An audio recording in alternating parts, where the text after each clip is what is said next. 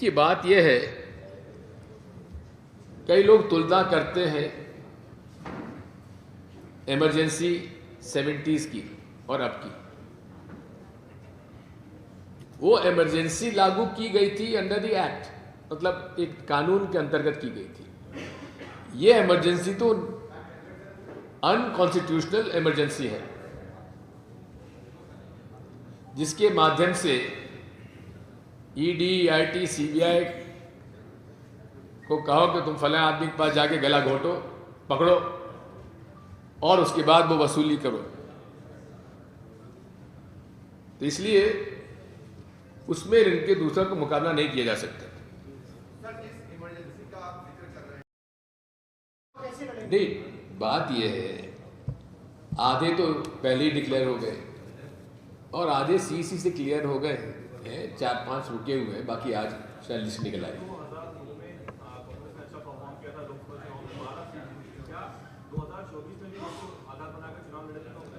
बात यह है, मशीनों में हेर फेर ना हो।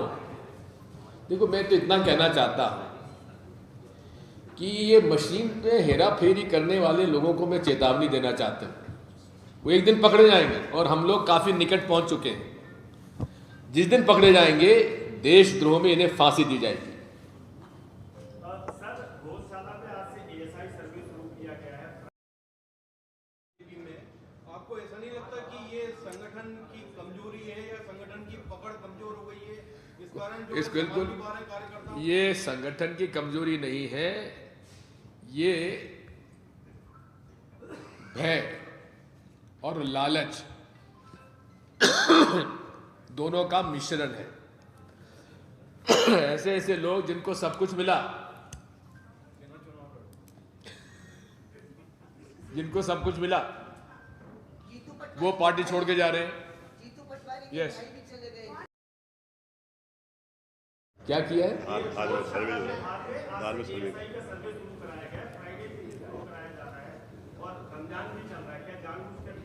देखिए, इनके पास और कोई मुद्दा ही नहीं है। हर चुनाव में हिंदू मुसलमान करते हैं। अब उनको अभी सूझा था सर्वे कराने के लिए।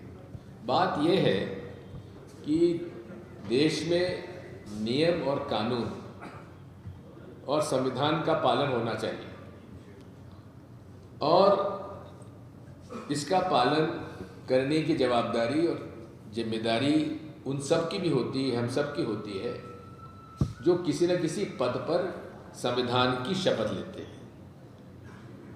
संविधान की शपथ लेना मतलब यह है कि संविधान, चाहे जुडिशरी हो, चाहे एग्जीक्यूटिव हो, चाहे ब्यूरोक्रेट हो, संविधान का मतलब होता है कि संविधान में बताए हुए आर्टिकल्स के माध्यम से जो नियम और कानून लेजिस्लेचर बनाती है, उसका पालन किया जाए। क्या उसका पालन हो रहा है? निश्चित तौर पर मैं तो ये कहता हूं कि इतिहास में पहली बार हुआ है कि 2 सिटिंग चीफ मिनिस्टर्स को जेल भेजा गया। हेमंत सोरेन जी पर दबाव था कि आप भाजपा में आ जाइए, केस खत्म कर देंगे जैसे दूसरों के हो गए। उन्होंने जेल जाना पसंद किया। यह है ट्राइबल कैरेक्टर। आदिवासी का चरित्र यह होता है, वो मरना पसंद करेगा लेकिन अपने आदर्शों के साथ समझौता नहीं करता। दूसरा, अरविंद केजरीवाल जी, उनका कसूर इतना था कि उन्होंने उनके नोटिस मिल जाने पर वो हाजिर नहीं हुए, उनको गिरफ्तार कर लिया गया। ये पूरे तरीके से विपक्ष को, उनका कसूर भी यही था कि वो इंडिया अलायंस पार्टनर हो गए हैं और कांग्रेस और आम आदमी पार्टी दिल्ली में मिलकर चुनाव लड़ रही है। उनका भी यही कसूर था, हम उसकी घोर निंदा करते हैं।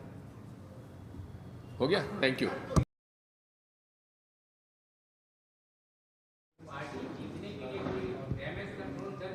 डैमेज कंट्रोल यही है कि हम उन सबको चेतावनी दे रहे हैं और हमारी मांग बड़ी सिंपल है कि आप वीवीपैट में जो SLU सिंबल लोडिंग यूनिट के माध्यम से सॉफ्टवेयर डालते हैं उसको उजागर कर दीजिए। उजागर क्यों नहीं करते? दूसरा, जो इंजीनियर आते हैं वो कौन है? किसी ठेकेदार के एम्प्लॉय हैं या कंपनी के एम्प्लॉय हैं या बीजेपी के कार्यकर्ता हैं? कौन है ये लोग? उनका पूरा परिचय देना चाहिए। और वीवीपैट में जो सॉफ्टवेयर डाला गया है उसको उजागर करना चाहिए। तीसरा ये है, ये कहते हैं कि साहब इसका इंटरनेट कनेक्टिविटी इसकी नहीं है, तो सिंबल लोडिंग यूनिट के माध्यम से जो सॉफ्टवेयर डाला जाता है, क्या ये केंद्र सरकार के हमारा माननीय चुनाव आयोग के सेंट्रल सर्वर से कनेक्ट नहीं किया जाता? रैंडमाइजेशन जो मशीन होता है वो कहाँ से होता है? इंटरनेट से होता है। कौन सी मशीन कौन से विधानसभा में कौन से पोलिंग बूथ में जाएगा ये भी रिटर्निंग ऑफिसर तय नहीं करता, ये भी हमारी इलेक्शन कमीशन ऑफ इंडिया उसका सेंट्रल सर्वर से होता है। यानी कि कौन सी मशीन, उसका क्या नंबर, ये कौन से पोलिंग बूथ पे जाएगा, किस पर सॉफ्टवेयर सही ढंग से लगाया जाए, ये सारा निर्णय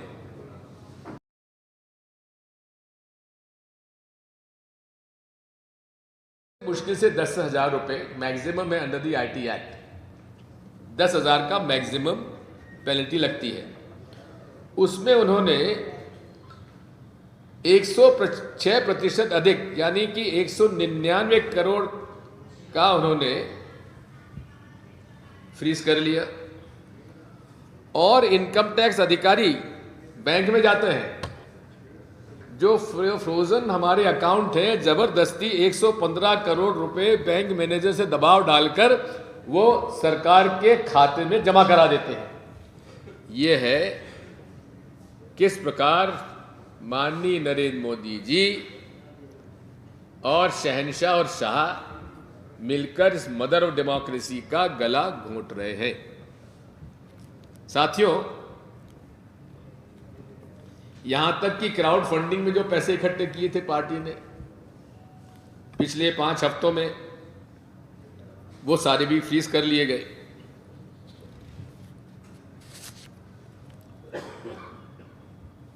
और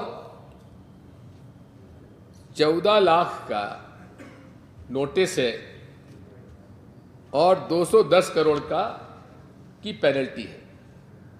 14 लाख रुपए पर पेनल्टी 210 करोड़ की। यह है माननीय शहंशाह और शाह के क्रोनोलॉजिकल ऑर्डर से मदर ऑफ डेमोक्रेसी में लोकतंत्र समाप्त करने का उनका ये क्रोनोलॉजिकल ऑर्डर में कदम है। साथियों,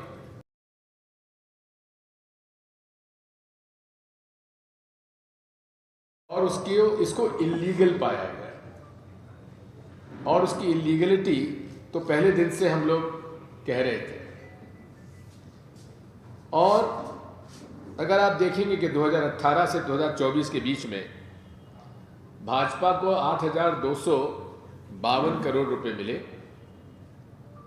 16,518 करोड़ कुल इलेक्ट्रल बॉन्ड्स के माध्यम से उन्हें 8,252 और कांग्रेस को 1,950 करोड़ मिले। और वो भी अब फ्रीज कर दिए गए। फ्रीज मतलब आप उससे एक पैसा भी पार्टी चुनाव में नहीं निकाल सकती। अब ये भी प्रकरण सामने आए हैं कि जिन कंपनियों के नाम आए हैं उनका क्रोनोलॉजिकल ऑर्डर देख लीजिए। ईडी, IT, CBI रेड करती है, वो कंपनी अपने इलेक्टोरल बॉन्ड खरीदते हैं और उन पर ईडी, IT, CBI का जो भी केस है वो साफ हो जाता है। और इन्होंने 3 तरह से ये चंदा उगाया, एक हफ्ता वसूली, एक्सटॉर्शन, तुम पर हमने रेड किया है, जेल जाओ या चंदा दो। धन्यवाद ईश्वर जी। साथियों, देश में किस प्रकार लोकतंत्र का गला घोटा जा रहा है, उसका क्रोनोलॉजिकल ऑर्डर से मैं, आज की क्रोनोलॉजिकल ऑर्डर अमित शाह जी बहुत बताते हैं, तो उसी तरह से मैं भी क्रोनोलॉजिकल ऑर्डर से बताना चाहता हूं कि इस देश में 2014 से लेकर आज तक जो चुनाव हुए, पूरे देश में एक जनचर्चा है कि ये जो मैंडेट जनता का मिला है वो कहीं ना कहीं गड़बड़ है, और कई प्रश्न ईवीएम के ऊपर उठते हैं, जिसका जवाब माननीय चुनाव आयोग देता है, न सरकार देती है, और इनका जो अति विश्वास झलकता है। 2014 में कहा कि हमको 272 से ऊपर सीटें मिलेंगी, 284 आई। 19 में कहा 300 पार, 303 आई। अब कह रहे हैं 400 पार। ये इस प्रकार का उदाहरण हमने को कहीं और देखने को नहीं मिलता, लेकिन हाँ, ये आत्मविश्वास जो झलक रहा है, ये शुद्ध रूप से कहीं ना कहीं हमें शक पैदा करता है। तो chronological order number 1 EVM, chronological order number 2 electoral bonds. अब इलेक्टोरल बॉन्ड्स में भी जो आंकड़े सामने आ रहे हैं, मैं धन्यवाद दूंगा और बधाई दूंगा माननीय उच्चतम न्यायालय को, जिन्होंने इलेक्टोरल बॉन्ड्स के केस में बड़े साहसिक ढंग से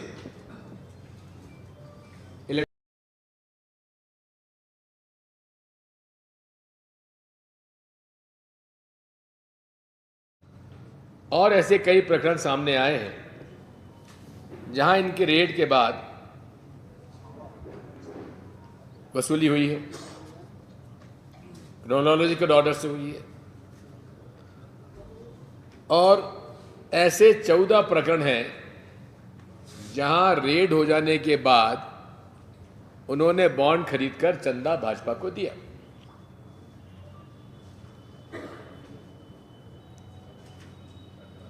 इसके बाद दूसरा है चंदा दो और धंधा लो।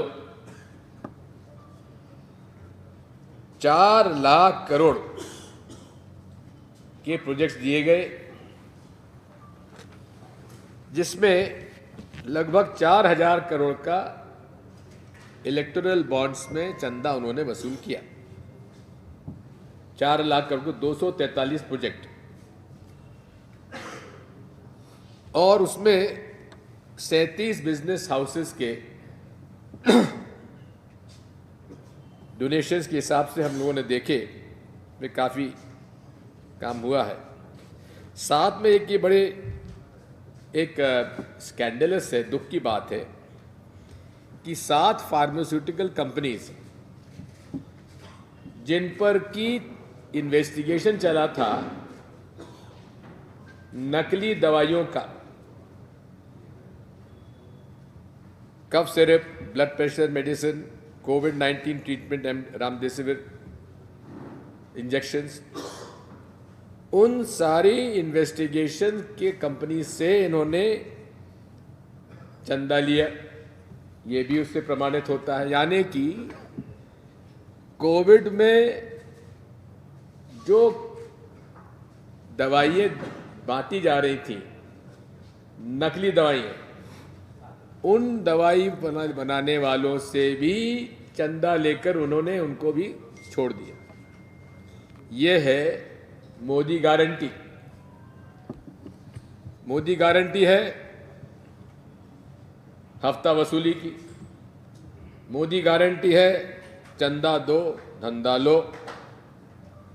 और उसके बाद तीसरी श्रेणी आती है शेल कंपनीज। ये शेल कंपनी क्या होती है? बोगस कंपनीज जिनके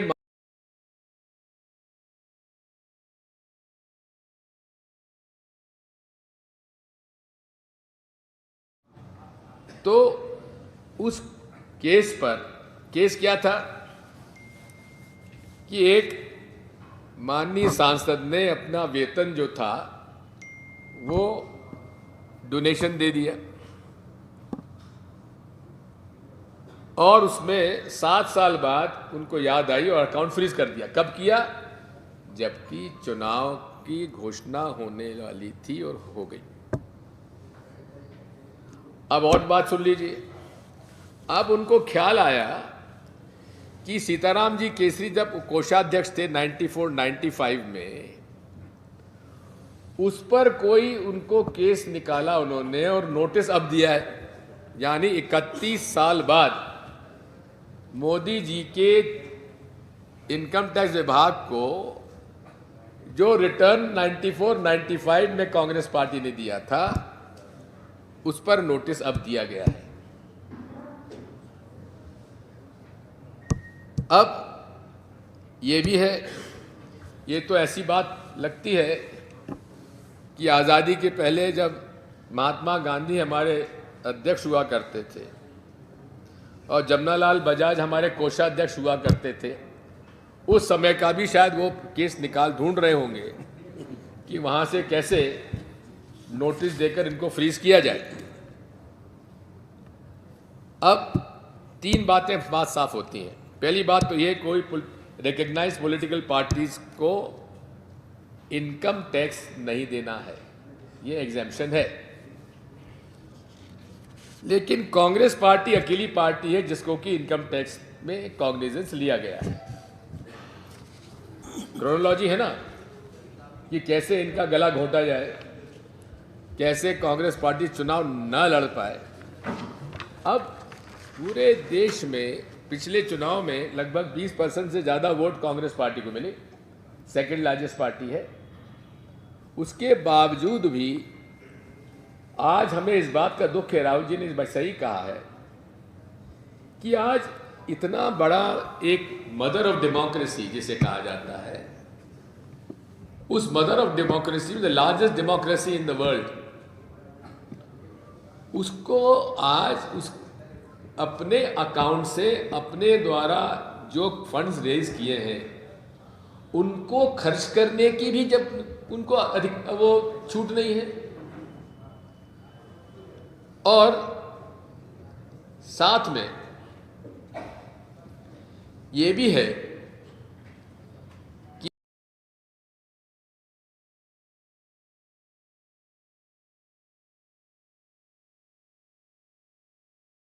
और इसमें आपने देखा था जो हिंडनबर्ग रिपोर्ट आई थी, उसके अंदर कई ऐसी कंपनीज थी जिनका कोई बिजनेस नहीं है, उन्होंने भी हजारों करोड़ के इन्वेस्टमेंट्स किए। अब माननीय प्रधानमंत्री जी ने गारंटी दी थी कि पूरे देश के शेल कंपनीज हमने समाप्त कर दी, पूरे देश की। लेकिन इस पूरे इलेक्टोरल बॉन्ड स्कैम में